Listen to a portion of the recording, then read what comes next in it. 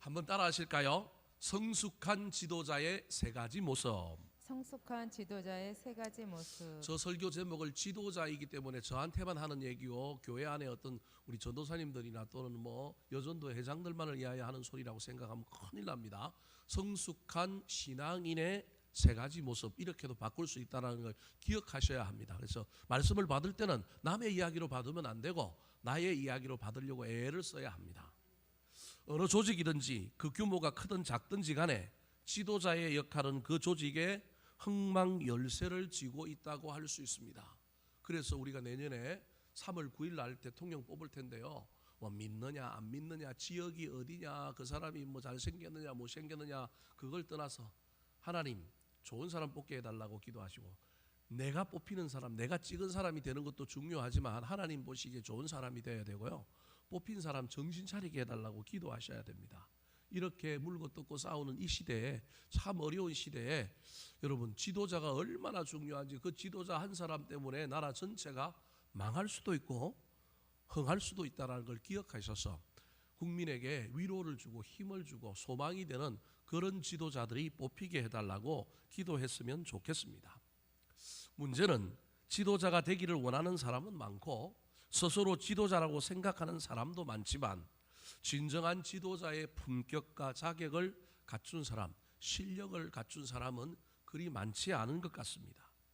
리더십의 관점으로 성경을 읽어보면 성경은 온통 지도자들에 대한 이야기로 가득 차 있습니다. 어떤 지도자가 좋은 지도자냐, 넘어진 지도자, 성공한 지도자, 실패한 지도자, 이인자 지도자, 겸손했다가 교만으로 바뀐 지도자, 넘어졌다가 다시 회개하여 일어서서 더 새롭게 된 지도자, 수많은 지도자들의 이야기가 사실은 성경 안에 있습니다. 오늘 본문에도 성경 안에 있는 유명한 지도자 가운데 또 다른 한 사람인 사도 바울의 지도력, 사도 바울의 지도자 됨됨이에 대한 이야기를 오늘 본문 말씀에 하고 있습니다. 데살로니가라고 하는 교회, 자기가 세웠던 교회인데 거의 3주 정도, 3, 4주 정도밖에 있지 않았던 교회인데도 불구하고 이 교회가 잘 자랐지만, 그래서 복음이 전파되고 주변 지역에 본이 되었을 뿐만 아니라 믿음의 역사, 사랑의 수고, 인내의 소망, 소망의 인내, 뭐 이런 걸 다 갖추고 있는, 믿음, 소망, 사랑을 다 갖추고 있는 아름다운 교회로 자랐지만 이단이 들어오고 종말론의 문제 앞에 교회가 힘들어하는 모습을 보면서 데살로니가 교회를 향하여 사도 바울이 데살로니가 전서라고 하는 편지와 그리고 후서라고 하는 편지를 보내고 있는 거예요. 오늘은 후서의 마지막에 해당되는 내용이기 때문에 3장 1절이 끝으로라고 시작합니다. 마지막 당부인 거예요. 마지막 당부를 하면서 이 당부 속에는 이 교회를 향하여 이야기하는 것도 있지만 자기 자신에 대하여 무엇인가를 부탁하고 언론하는 이야기들을 통하여 이 지도자가 단순히 수직적인 리더십 속에서 일방적으로 위에서 뭘 가르치고 이끌고 이런 것이 아니라 소통하는구나, 마음과 마음이 이어진 사람이 진짜 지도자구나라고 하는 것을 우리에게 보여줍니다. 자, 그렇다면 오늘 본문 말씀에 나타난 사도 바울의 지도자됨의 모습은 어떤 모습일까요? 첫 번째 모습입니다. 따라 하시겠습니다. 기도를 부탁하는 겸손한 지도자. 기도를 부탁하는 겸손한 지도자. 성숙한 지도자인 바울은 자기가 가르쳤던 제자, 자기가 가르쳤던 성도들에게 뭘 부탁하느냐 하면 기도를 부탁하는 모습을 오늘 본문 말씀에 이야기하고 있습니다. 흔히 부모는 자식이 염려거리가 되면 안 되고 오로지 자식들 앞에 그냥 우리는 모든 것을 위로하고 사랑하고 쏟아붓는다고 이야기하지만 여러분, 자식도 부모를 위로해야 합니다. 부모가 자식을 향하여 다함이 없는 사랑을 하지만 자식도 부모를 때로는요, 때로는 세워주고 때로는 위로하고 때로는 힘을 줘야 되는 겁니다. 이게 부모 자식 간에 없으면 큰일 납니다. 근데 모든 지도자들은 착각하는 것 중에 하나가 부모와 자식 간에도 여러분 사랑과 효도라고 하는 관계의 소통이 있는데, 모든 지도자들은 권위라고 하는 것 때문에 누군가가 나를 향하여 무엇인가를 한다는 것, 나도 누군가에게 배울 것이 있다라는 것, 누군가가 나한테 도움을 줄 수 있다는 걸 잘 인정하지 못하고 나는 무조건 지시하고 명령하고 가르치고 나는 뭔가를 주는 존재라고 착각하는 지도자들이 참 많습니다. 근데 성숙한 지도자는 그 비유를 황금 비율을 자기 나름대로 잘 가집니다. 이끌고 땡기고 주장하고 건면하고 가르치는 부분도 있지만 뭐 해야 되느냐 하면 배워야 되는 부분도 있는 겁니다. 사랑하기도 하지만 사랑을 받아야 되는 부분도 있는 겁니다. 특별히 영적인 영역과 관련하여 사도 바울은 영적인 지도자인데 이 영적인 것과 관련하여 제일 중요한 것이 뭐냐 하면 말씀과 기도인데, 말씀의 근위와 기도의 근위를 이 사도 바울이 때로는 내려놓고 야 너희들에게도 내가 배운다, 너희들에게 역사하신 하나님의 모습을 발견한다, 이런 말을 할 뿐만 아니라 오늘 본문에는 자기가 이 데살로니가 교회 교인들을 위하여 기도하는 자의 역할로서의 지도자뿐만 아니라 너희들이 나를 위하여 뭘 해달라고요? 기도해달라고 부탁하는 겸손한 모습이 있는 겁니다. 여러분, 저와 여러분의 삶에도 누군가의 중보 기도가 필요 없는 사람은 아무도 없습니다. 목사라도 교회 안에 아무리 자기가 목자요 교사요 지도자라 할지라도 저와 여러분이 늘 다른 사람의 기도에 응원을 받아야 되는 존재라고 하는 사실을 잊어버리면 안 됩니다. 그래서 내 믿음이 좋다고 내 신앙이 괜찮다고 내가 누군가에게 기도를 부탁하고 있지 않다? 교만으로 가고 있는 가능성이 있습니다. 나는 믿음 좋다고 생각하는데 하나님의 입장에서 보면 넌 믿음이 없다, 믿음이 적다, 그렇게 말할 수도 있습니다. 그래서 여러분, 가능하면 기도 부탁을 해야 합니다. 물론 아무나한테 했더니 내 기도 제목을 까발리고 그래서 기도는 안 해주고 뭐만 내요? 소문만 내는 사람들이 있습니다. 잘 분별은 하셔야 합니다. 그럼에도 불구하고 문제가 생기고 어려운 일이 있으면 지도자와 또 신실한 사람들에게 기도를 부탁하고, 나도 그들을 위하여 기도할 뿐만 아니라 그들도 나를 위하여 중보 기도해주는 놀라운 은혜, 이 영적인 소통을 경험하지 못하면 저와 여러분이 땅에 살면서도 하늘을 경험하지 못하고 하늘과 땅의 조화와 소통을 잊어버릴 때가 얼마나 많은지 모릅니다. 오늘 본문 말씀에 사도 바울은 자기의 성도들이요, 자기가 가르쳤던 데살로니가 교회 교인들을 향하여 자기를 위하여 기도해달라고 이야기합니다. 자, 무엇을 기도해달라 그럴까요? 1절 말씀 같이 한번 읽어볼까요? 시작. 끝으로 형제들아 너희는 우리를 위하여 기도하기를 주의 말씀이 너희 가운데서와 같이 퍼져나가 영광스럽게 되고. 두 가지를 기도해달라 그러는 거예요. 기도해달라 그러는데 뭘 기도해달라 그러느냐 하면 첫 번째가 뭐예요? 주의 말씀이 널리 퍼져서 뭐하게 해달라고요? 영광스럽게 해달라는 거예요. 그러니까 여러분, 그냥 단순히 얘기하면 사도 바울이 선교할 수 있도록 선교의 중보자가 되어달라고 얘기하는 거예요. 이렇게 얘기하면 너무 재미없어요. 저 1절을 보면 우리를 위하여 기도하기를 그러면서 뭐라고 얘기하고 있냐면 주의 말씀이 퍼져가고 영광스럽게 되기를 원한다는 거예요. 그러니까 말씀이 퍼져가고 말씀이 영광스럽게 되는 것을 위하여 기도하라는 거예요. 그런데 그 중간에 단어 하나가 더 있는데 그게 뭐냐면 너희 가운데서라는 거예요.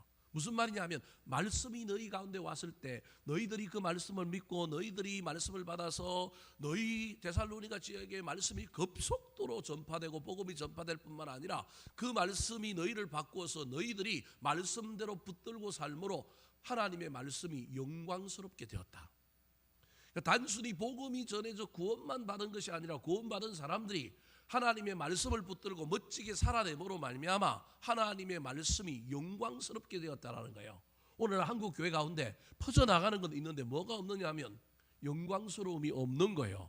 저걸 위하여 기도해달라는 거예요. 너희들이 이미 그걸 경험했으니 이제 너희들 말고 다른 도시에 내가 복음을 전하러 갈 때 이런 일이 일어나게 해달라고 기도해달라는 거예요.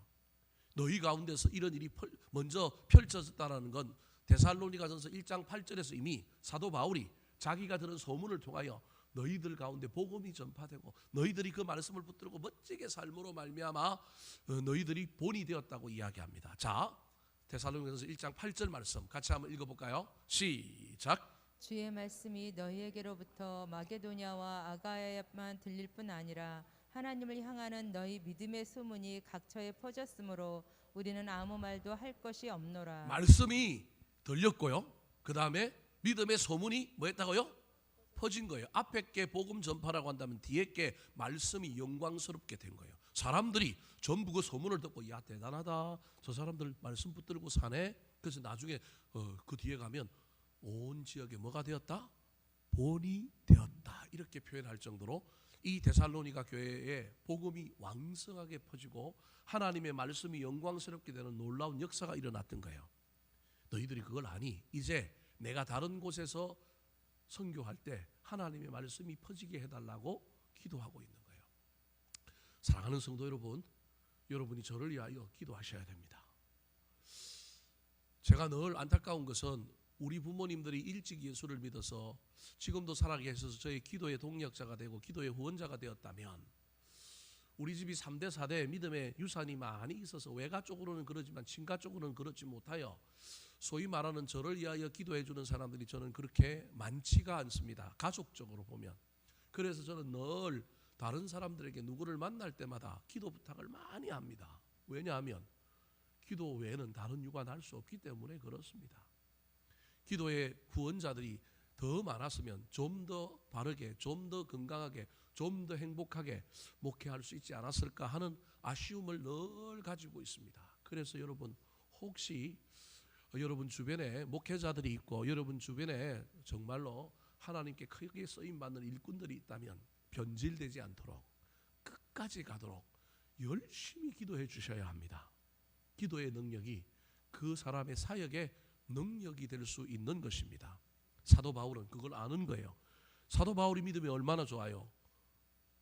그의 가문에서부터 놀라운 구약에서부터 히브리인 중에 히브리인이요, 수많은 막 율법 중에 최고고 신앙의 많은 부분을 갖고 있지만 그럼에도 불구하고 이 사도 바울은 모든 교회 교인들을 만날 때마다 그들을 위하여 본인도 눈물을 흘리며 기도할 뿐만 아니라 나를 위하여 뭐 하라고요? 기도하라는 거예요. 특별히 그의 기도의 제목이 우리하고 좀 다른 게 고상한 것은 우리는 우리의 안전, 우리의 이익, 우리의 유익, 우리의 문제를 위하여 중보기도 부탁하는데 사도 바울은 복음을 위하여 기도해 달라는 거예요. 여기서 우리가 지금 좀 낙심하고 우리가 좀 한심해 보일 수 있지만 그렇다고 사도 바울이 그것만 위하여 기도해 달라 그랬을까요?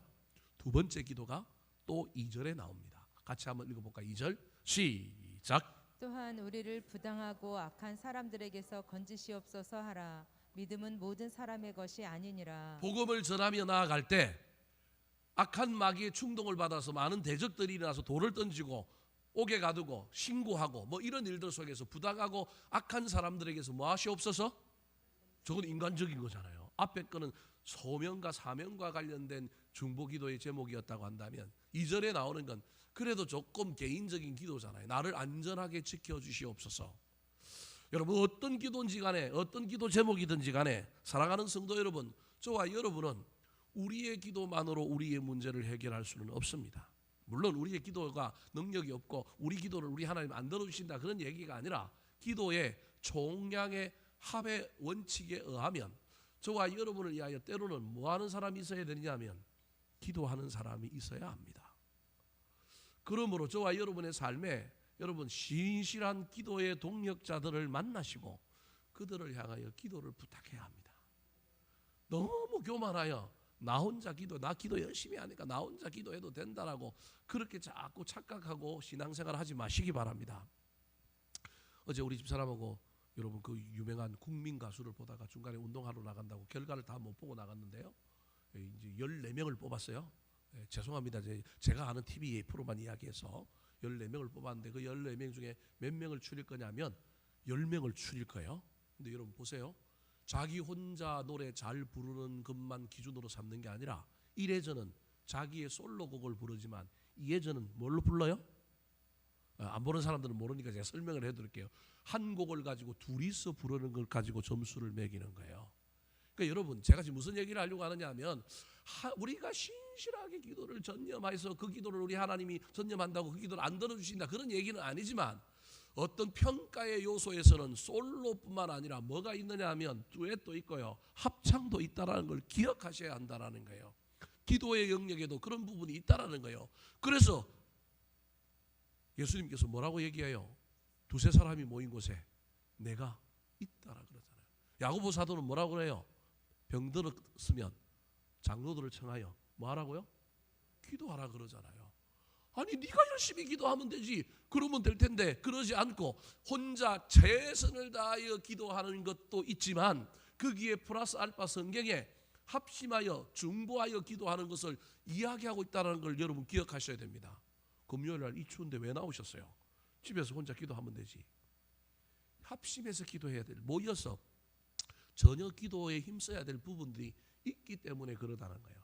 그래서 기도는요, 나 혼자 주구장창 열심히 골방에 들어가서 하는 기도도 있지만 그것만으로 우리의 기도가 완성이 되지 않는다는 걸 기억하셔야 합니다. 특별히 남에게 중보 기도를 부탁할 때 여러분 그냥 하지 마시고 기대하는 마음으로 하시기 바랍니다.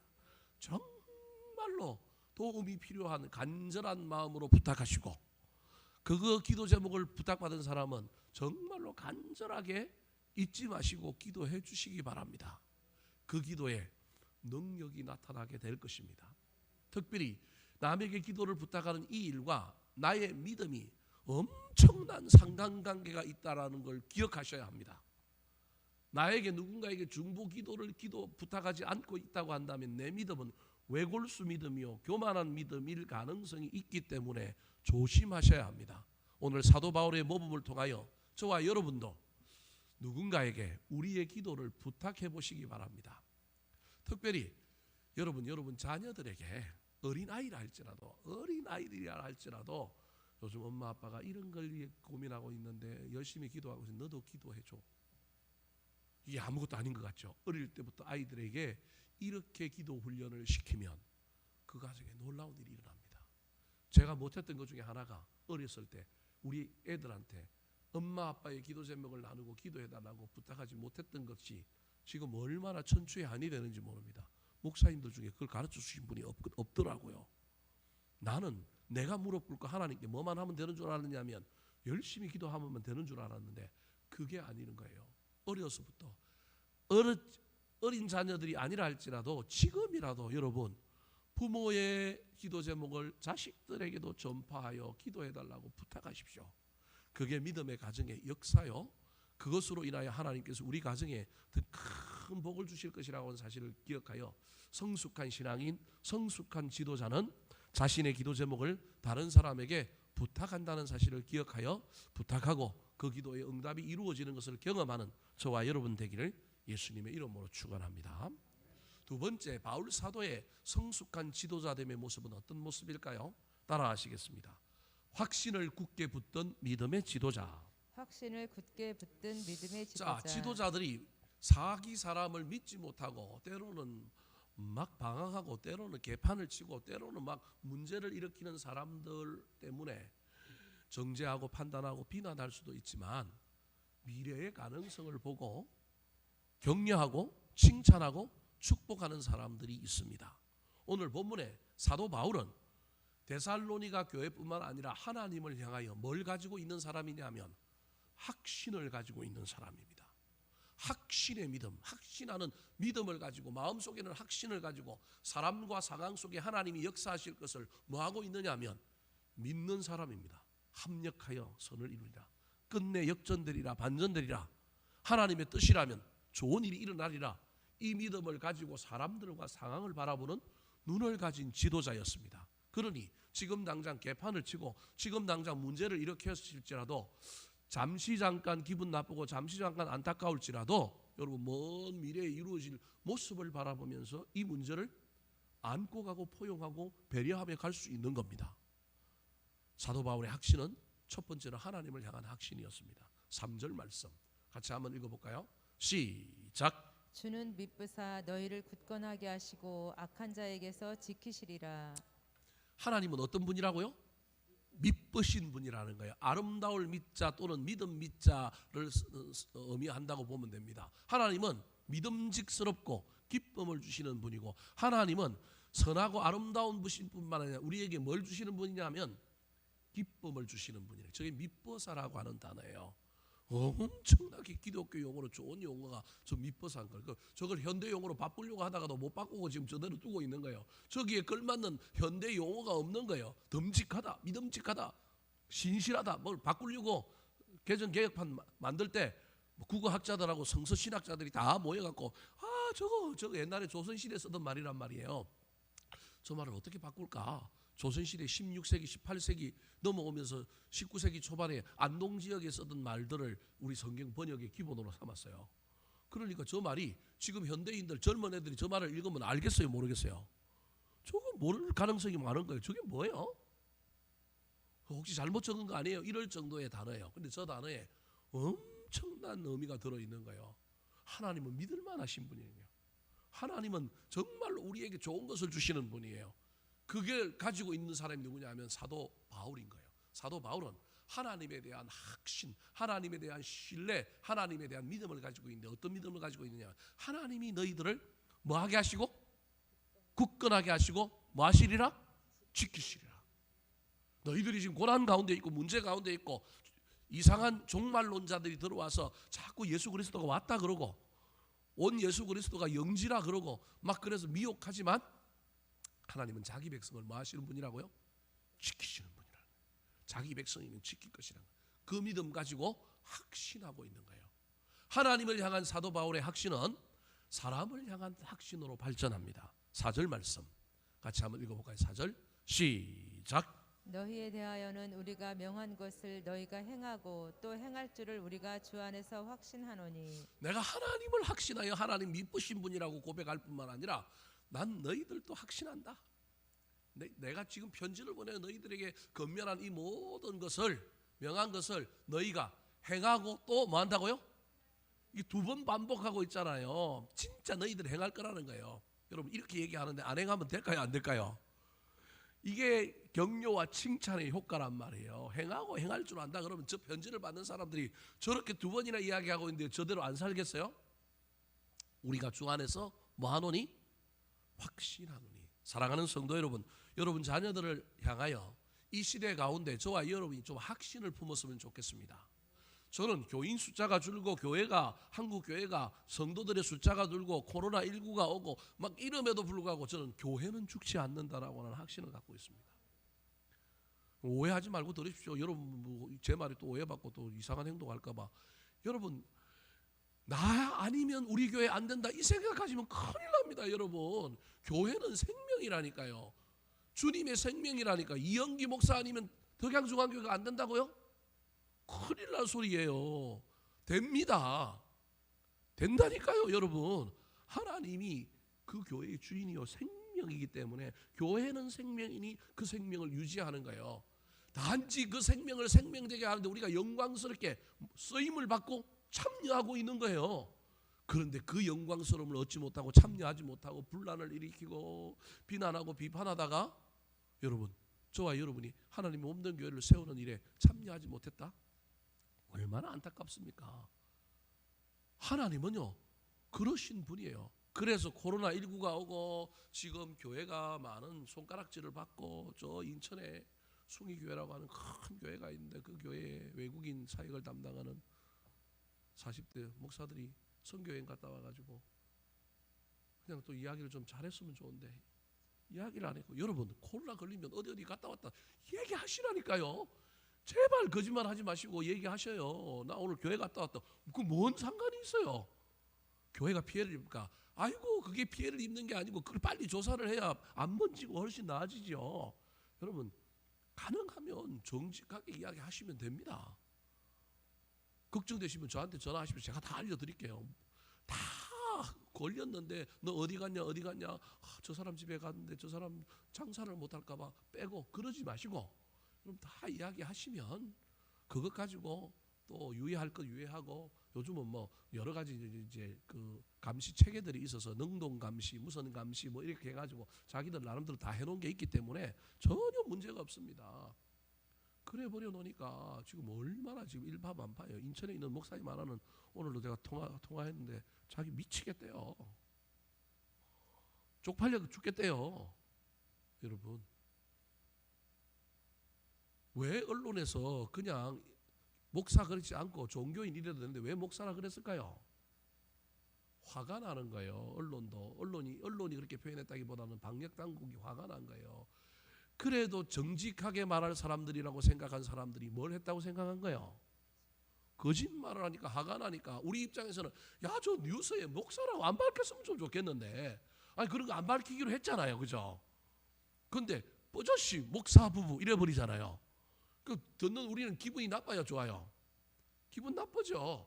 근데 여러분 그게 한꺼풀 더 뒤집어 보면 정부 당국이나 그 방역을 조사하는 사람들은 얼마나 지금 힘들지 몰라요, 여러분. 우리 교회 이 여자 집사님 중에 우리 하람이 엄마 이름이 기억이 안 나네.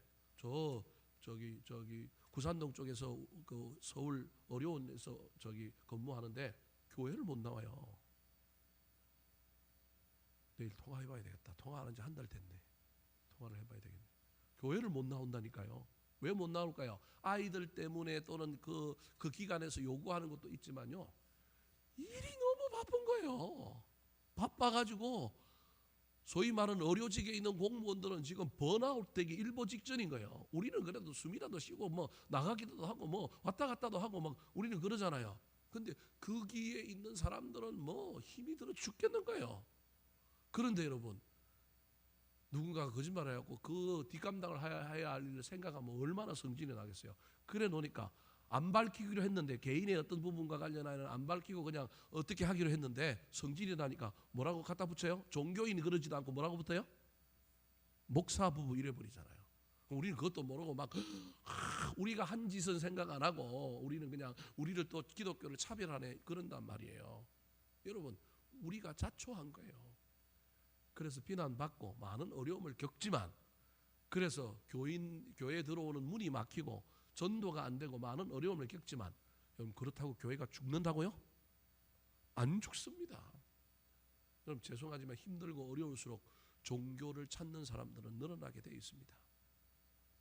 그렇다고 예전처럼 우리나라가 산업화되고 70년대 80년처럼 막 기독교가 막 30% 40% 정도 인구가 늘어나고 막 이렇게 될 것까지는 않지만 그럼에도 불구하고 여러분 하향 곡선을 펼치다가 또다시 올라가는 얼마까지 올라갈지는 모르겠지만 올라갈 겁니다. 우리나라 경제 성장도 마찬가지지 않습니까? 여러분 애들이 어릴 때는 키가 어떻게 커요? 팍팍팍 크잖아요. 그리고 청년 되면 키가 커요 안 커요? 안 커요. 경제 성장도 마찬가지란 말이에요. 옛날에 산업화 시대에는 여러분 뭐 10%, 12%, 15% 컸단 말이에요. 근데 이제 우리나라가 이제 어른이 된 거예요. 그럼 어른이 되면 이제는 성장하는 게 아니고 뭐 해야 돼요?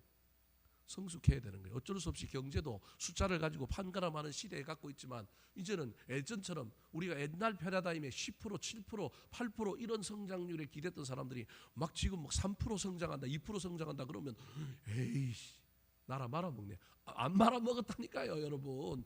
선진국도 그렇게 한다니까요. 그게 정상이라니까요. 이미 우리나라가 이제 청년이 돼갖고 장년이 돼갖고 키가 줄어들고요. 키가 안 자라는 거예요. 그런 상황 속에 있는 거예요. 근데 그걸 모르고 막 자라니 안 자라니 그래 버린다는 거예요. 교회도 마찬가지예요. 제가 보기엔 더 나락으로 떨어질 거고 더 많은 어려움을 겪게 될 겁니다. 제가 보기엔 대학교는 이제 조금 있으면요. 기독교 동아리들 다 없어질 거고요. 저기는 미전도 종족이 될 겁니다. 그래서 진짜로 교회를 안 가본 사람들이 나올 거예요. 여러분 지금 기독교를 비판하는 사람들이 다 누굴까요? 교회에 일어난 생리, 교회의 문화, 교회의 호칭 이걸 다 아는 사람들이란 말이에요. 그럼 그 사람들이 누구예요? 교회를 다녔던 사람들이라니까요. 지금 기독교를 비판하는 사람은 기독교를 비판하는데 그렇게 상세하게 그렇게 자세하게 비판할 수 있는 건 그 사람들이 옛날에 뭐였다라는 거예요? 교회 나왔던 사람인 거예요. 교회 나왔던 사람들이 반감을 가진 거예요. 교회를 안 나오는 사람들은 교회 문턱도 안 보고 안 오본 사람들은 교회를 비판할 수 있을까요? 없을까요? 모르는데 뭘 비판을 해요? 모르는데 아니까 비판하는 거예요. 지금 한국 교회 여러분 이 모든 문제는 교회를 다니다가 실망한 사람들이 소위 말하는 기독교 안티가 되어 있는 거예요.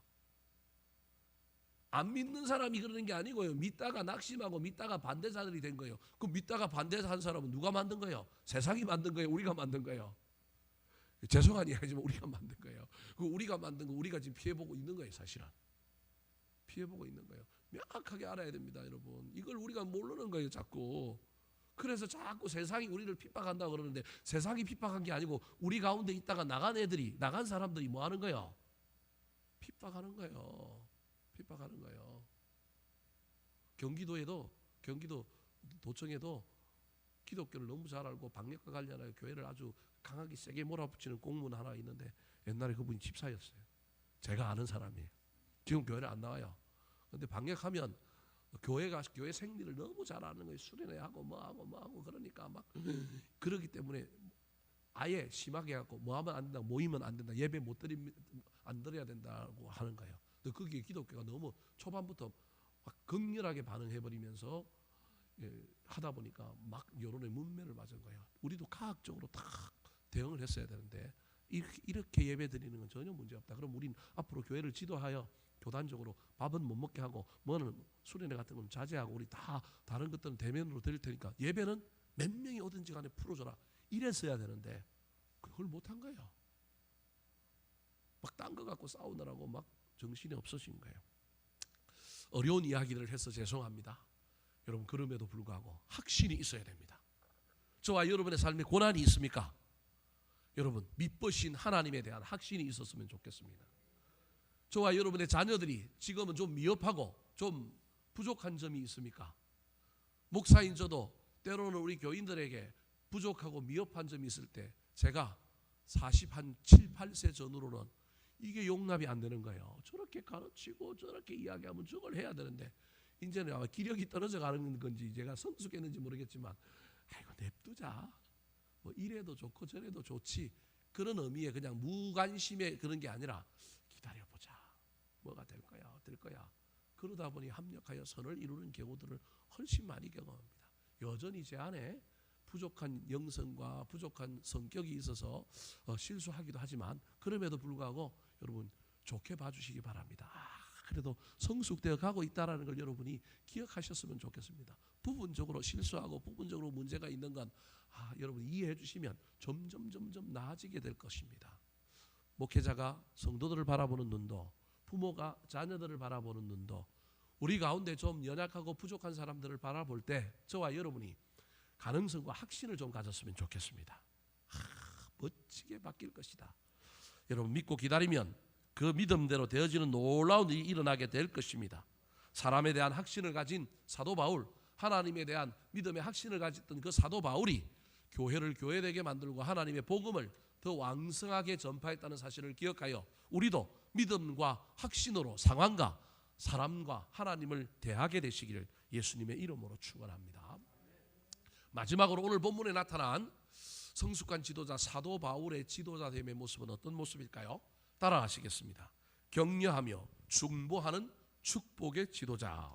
격려하며 중보하는 축복의 지도자. 자, 5절 말씀 같이 한번 읽어볼까요? 5절입니다. 시작. 주께서 너희 마음을 인도하여 하나님의 사랑과 그리스도의 인내에 들어가게 하시기를 원하노라.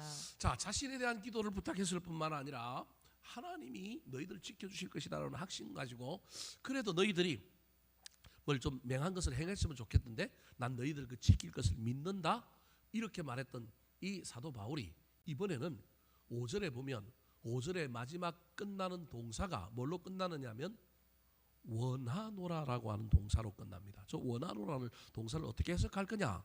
쉽게 말하면 저걸 중보 기도문으로 해석할 거냐 아니면 지도자의 강복 선언, 축복 선언으로 해석할 거냐? 뭐 여러 가지로 해석할 수 있습니다. 그 두 가지 다 여러분 그냥 머릿속에 염두에 두시면 됩니다. 지금 사도 바울이 하나님 앞에 기도하고 있을 뿐만 아니라 제사장적인 또는 목회자의 마지막 예배의 축도와 같은 마음으로 이들을 향하여 지금 뭐 하고 있느냐면 축복하고 있는 거예요. 근데 그 축도의 내용에 뭐가 들어가 있느냐면 두 가지가 들어가 있는 거예요. 하나는 하나님의 사랑과 그리스도의 인내 안에 너희들이 뭐하라? 들어갔으면 좋겠다라는 거예요. 그럼 저게 무슨 말일까요? 너희들이 나를 위하여 기도할 뿐만 아니라 하나님 믿으신 분이라 너희들 지켜주실 텐데 내가 맹한 건 내가 편지 썼던 거 잘 기억하고 잘 지켜라. 그럼에도 불구하고 너희들이 꼭 필요한 것이 있는데 이건 너희들 마음대로 잘 안 될 거야. 너희들이 한다고 되는 일이 아니라 하나님이 은혜로 주셔야 되는 건데 그게 뭐냐면 하나님이 너희 마음을 인도하여 너희가 하나님의 사랑 안에 뭐 한다고요? 들어가는 거예요. 그럼 뭘 경험하라는 거예요? 하나님의 사랑을 경험해야만이 그 사랑을 가지고 이 환난, 이 문제 앞에 살 수 있을 뿐만 아니라 너희들이 그리스도의 뭐에 들어간다고요? 인내에 들어가서 예수 그리스도의 인내를 배우고 경험함으로 그 인내를 가지고 현실의 문제, 현실의 삶을 이기기를 뭐하노라? 원하노라. 그렇게 말하고 있는 거예요. 이건 격려예요. 다르게 얘기하면 또 다른 게 겉면이긴 해요. 왜냐하면 데살로니가 교회 교인들을 향하여 데살로니가 교인들이 궁극적으로 해야 될 일이 하나님의 사랑을 경험하고 예수 그리스도의 인내를 배우는 거거든요. 근데 그게 그냥 겉면이라고 하기에는 좀 곤란한 거예요. 왜냐하면 저게 아까도 이야기한 것처럼 우리 마음대로 되는 일이 아니라는 거예요. 그래서 주께서 너희 마음을 뭐하여? 인도하여. 이건 축복인 거예요. 하나님 앞에 그냥 중보하며 축복하며 기도하는 거예요.